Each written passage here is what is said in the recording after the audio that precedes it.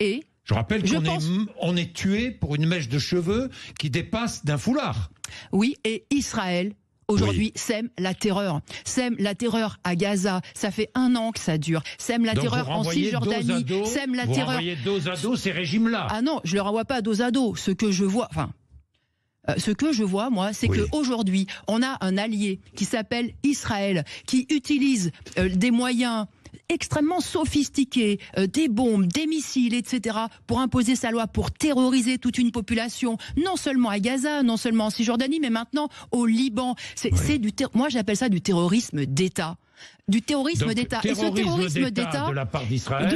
Et terrorisme de la part du Hezbollah. De la part d'Israël. On est bien d'accord ou pas ? Mais vous remarquerez avec des moyens bien plus élémentaires, bien plus. Moi, vous savez, il faut quand même comprendre que dans cette région-là, la puissance aujourd'hui, le pays qui opprime, qui spolie, qui nie le droit élémentaire quand même des Palestiniens à disposer d'un État, c'est quand même bien Israël. Et c'est pas l'Iran. Arrêter. Et c'est pas l'Iran.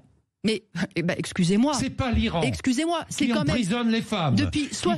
Qui tue les femmes. Mais c'est autre chose. Iranienne, qui se révolte. Mais est-ce que l'un. Le prix Nobel de la paix, qui est en prison en Iran. Mais non, mais Nathalie Arthaud. Mais est-ce que l'un empêche l'autre, Jean-Jacques Bourdin? Est-ce que l'un empêche l'autre? L'un n'empêche pas l'autre. Qu'est-ce que vous êtes en train Nathalie Arthaud, j'ai la sensation que d'un côté, vous avez un État, vous qualifiez Israël d'État terroriste, on est bien d'accord ?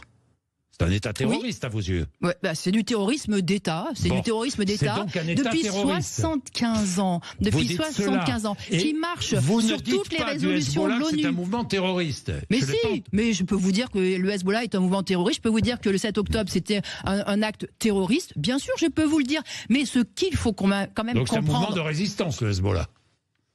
Et c'est aussi un mouvement de résistance. Bah oui, qu'est-ce que vous voulez que je vous dise ? Eh bah oui. Alors, on est dans cette situation-là. Mais vous comprenez, les Palestiniens. Oui. Les Palestiniens, ils peuvent s'appuyer sur l'ONU ?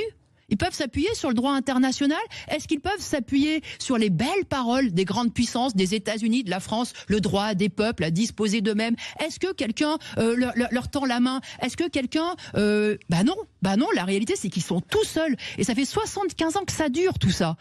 Donc il n'y aura pas de paix dans cette région, ni pour les Palestiniens, ni pour les Israéliens, si cette domination, cet écrasement continue, si les droits des Palestiniens sont niés. Nous, notre conviction, c'est qu'il y a de la place pour les deux peuples, qui peuvent vivre côte à côte et même ensemble. Mais aujourd'hui, c'est rendu impossible par cette fuite en avant guerrière et par la complicité, parce que quand même, aujourd'hui, tout ce qui se passe là-bas, toutes ces horreurs se font avec la complicité des grandes puissances, à commencer par les États-Unis. Ils ont encore donné 9 milliards d'armements. Ils les ont votés hier ou avant-hier, quelque chose comme ça. Bon, mais on va où, là ? On va où ? Donc les Palestiniens, en fait, ils sont condamnés sur l'autel de l'impérialisme depuis des années et des années. Et ça doit révolter tout le monde et ça doit nous révolter.